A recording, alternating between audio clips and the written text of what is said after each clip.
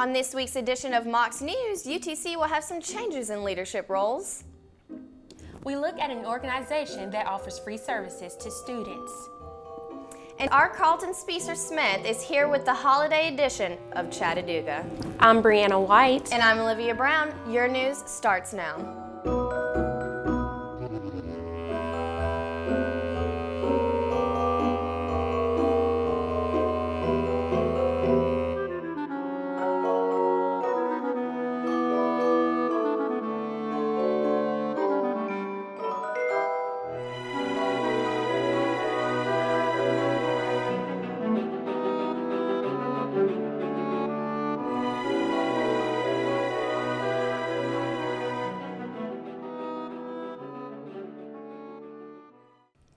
UTC's provost is stepping down. Dr. Gerald Ainsworth will leave the second-in-command position in June 30th, 2018, and will retire from the university 6 months later. Dr. Ainsworth also serves as Senior Vice Chancellor for Academic Affairs. Chancellor Steve Engel expressed his thanks for Ainsworth by saying, UTC is indebted to Dr. Ainsworth for his 5 years of service as Provost and Senior Vice Chancellor for Academic Affairs. Under his leadership, Academic Affairs at UTC has instituted systems to track student learning outcomes and progress towards graduations. A national search for someone to replace the Dr. Ainsworth is already underway. More changes in UTC leadership continues. Dr. Trey T. Cotton will become the new Vice Chancellor for Student Development. He will join UTC's executive leadership team in February. Dr. Cotton comes to UTC from Winston-Salem State University, where he served as Vice Chancellor for Student Affairs since 2011. You've probably heard the name, and maybe you've even been there before, but some students may not know about a free service called the Hope House. Our Joseph Dykes has the story. Students who would like free food have an option in the form of the Hope House. Located on 808 Vine Street and owned and operated by Presbyterian USA, it serves a hot meal every Tuesday and Sunday and has sandwich making materials for the rest of the week. Even if students aren't interested in the food, the Hope House offers many more useful services. We interviewed Reverend Tricia Dillon Thomas about everything else the Hope House does for UTC students. People walk in and they don't have to knock or anything. They come in and they just make themselves at home. So we have those kind of amenities. It doesn't matter who you are. I'm not going to ask you your favorite Bible verse or even if you believe in God. That doesn't matter to us. We just want to, our ministry is that we welcome you regardless of anything. We were also able to talk with student worker Kayla Massey about the Hope House as well. The school does not fund anything for us. Nothing. All of our amenities are free to students. So our coffee shop is just donation-based, our food ministry is donation-based, but the truth is students don't have a lot to give because we're students, and that's why this ministry is in place. Find more information about the Hope House on hopeutc.org.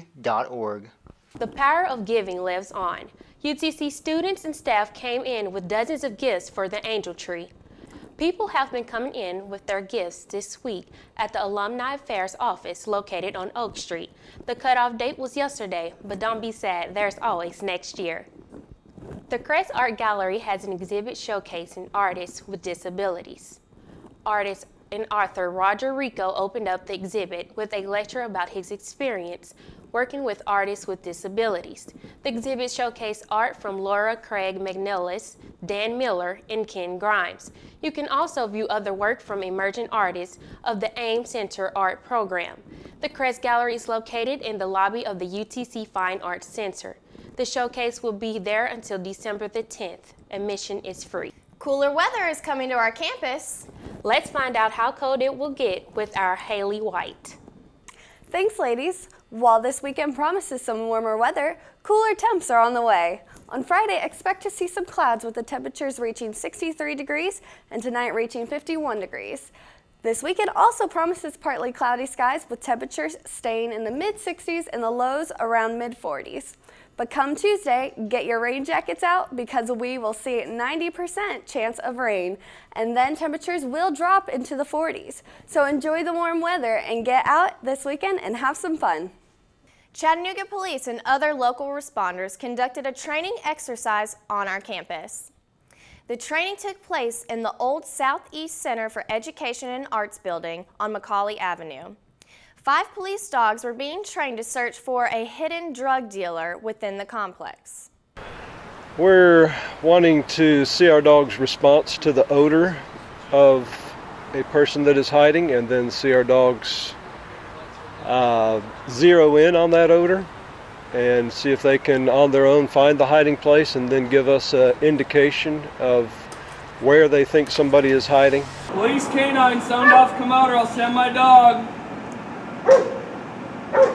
Final warning, police canine, sound off, come out or I'll send my dog. Oh yeah! Get that dog off me! I'm not going to jail! The purpose of this exercise was to get officers prepared for any sort of situation that would require them to use their canine dogs. The 18th annual Grateful Gobbler 5K Walk is a fundraiser where 100% of proceeds go to the McClellan Shelter for Families. Over the holiday break, the Grateful Gobbler took place on Thanksgiving Day. More than 4,000 people came out this year to raise money for the shelter, which is an emergency homeless shelter located on site at the community kitchen on East 11th Street in Chattanooga.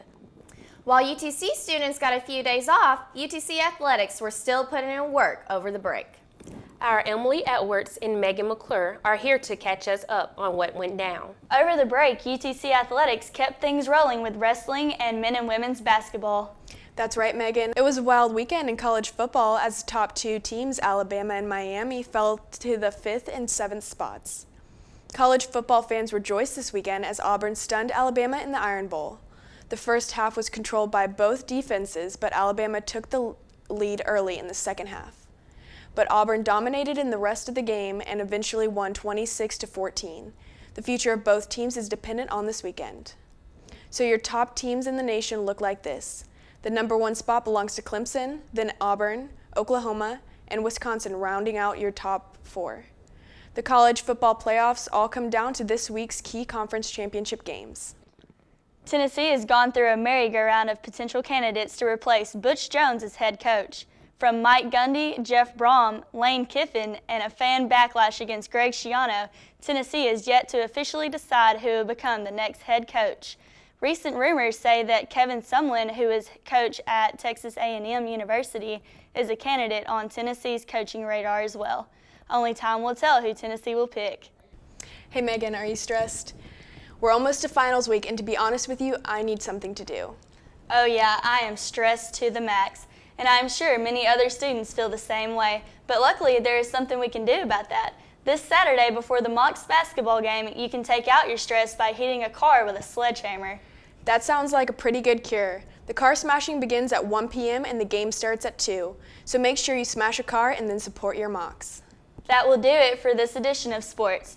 We will see you in the new year. Back to Brianna and Olivia, who seem to have some fishy stories. We sure do, ladies. The deepest ever species of fish has been found thriving at 26,000 feet below sea level.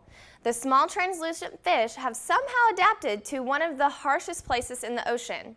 A small team of researchers from the U.S. and the UK dropped special traps into the depths of the Mariana Trench. This trench shoots through the ocean floor near Guam and is home to the deepest point in Earth's seas. A small team of researchers from the U.S. and the UK dropped special traps into the depths of the Mariana Trench. This trench shoots through the ocean floor near Guam and is home to the deepest point in Earth's seas. Officials with the Tennessee Aquarium wants to educate more people about conservation and science. They will be working together with Hamilton County leaders to spark curiosity in local students. The goal is to create an appreciation of science and nature in students of all ages. Presentations and 2 5-year master exhibit plans are in the works to help boost tourism and fundraising. Missiles, Matt Lauer, and a royal engagement. There's a lot going on before the holidays. That's right, so we'll let Emily explain this week's edition of World News. Thanks, guys. There's quite a few major things that are happening in the world this week. North Korea has tested a new missile. Photos of the missile were released Thursday by North Korean state media. The missile is larger than the one that was launched in July. It uses multiple stages to carry a payload up into space, around the Earth, and then down towards its target. The missile landed in Japan's waters. Famous morning news anchor Matt Lawyer was fired by NBC News over a sexual harassment allegation. NBC News officials say they got a complaint from a colleague about inappropriate sexual behavior in the workplace by Lawyer. Since his termination, more women have come forward with multiple allegations. Lawyer has been the centerpiece of the Today Show since 1997. This is the latest in a series of firings involving top TV stars like Bill O'Reilly and Charlie Rose of CBS. Prince Harry announced his engagement to American actress Meghan Markle. They will be the first biracial couple in the British royal family. Meghan Markle also announced that she will be seeking a UK citizenship. They will have their wedding at St. George's Chapel at Windsor, and of course, Queen Elizabeth will be attending. The Marvel Cinematic Universe is the holder of yet another record. The trailer for Avengers Infinity War was released on Wednesday, giving audiences a look at the latest outing for our favorite superhero team. In 24 hours, the trailer was viewed over 230 million times, making it the most viewed movie or TV trailer in the first 24 hours, beating out previous record holder It, which had 192 million views. Space, the final frontier. Yet who would have thought that this story would have to do with beer? While Elon Musk is working on how to get us to Mars, another company had decided that it wants to do something pretty interstellar as well. The maker of Budweiser announced that it will be brewing beer in space. Anheuser-Busch announced that on December 4th, the company will send 20 barley seeds to space during a cargo run to the International Space Station. Scientists will be studying how barley can germinate in microgravity in hopes that they can brew something that is out of this world. The final goal is to be able to grow beer crops on Mars. That's all we have this week in world news. Back to you guys. As we skate into the holidays this year, Chattanooga Choo Choo partners with Volkswagen to bring a chill of a good time with Ice on the Landing. Our Alyssa White has the story. Ice skating returns to Chattanooga as the 140 by 40 foot open air facility is now open at the Chattanooga Choo Choo.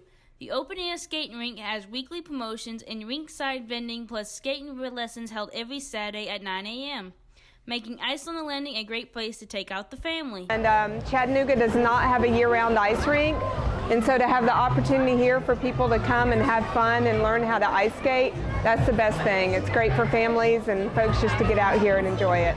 Ice on the Landing is open 7 days a week. Ticket prices include skate rentals, which are $10 for adults, and ages 12 and under is $8. Ice on the Landing is open until January 21st. For more information, go to www.iceonthelanding.com. I'm Alyssa White with Mocs News. Olivia is sad to say, but this is the last broadcast of the semester. And with all the holiday festivities, I'm not sure what's going on in town. I know, but Brianna, have no fear, because our Carlton Speaker Smith is here with the holiday edition of Chattanooga. If you're like me, you get excited around the holidays, but there's so much to do in town that it can be a little overwhelming, to say the least. And if you're spending your first Christmas in Chattanooga, there's a lot to, well, do-ga. And this first one's off the beaten path a little bit. People are excited about it because the Chickamauga and Chattanooga National Military Park will present a Christmas open house at the Craven's House located on Lookout Mountain. But note that if you wish to take a tour of the home, you'll need to make a reservation. The cost is free and runs this weekend only, December 1st to 2nd from 6 p.m. to 8 p.m. If you love story time, magical holiday ball, and celebrating other holidays, then make sure to check out Barnes & Noble at Hamilton Place this season. On Friday, December 1st at 7 p.m., they will have a reading of the Polar Express. If you're a pig kid at heart, stop by, or if you know you have some younger siblings, then why not take them?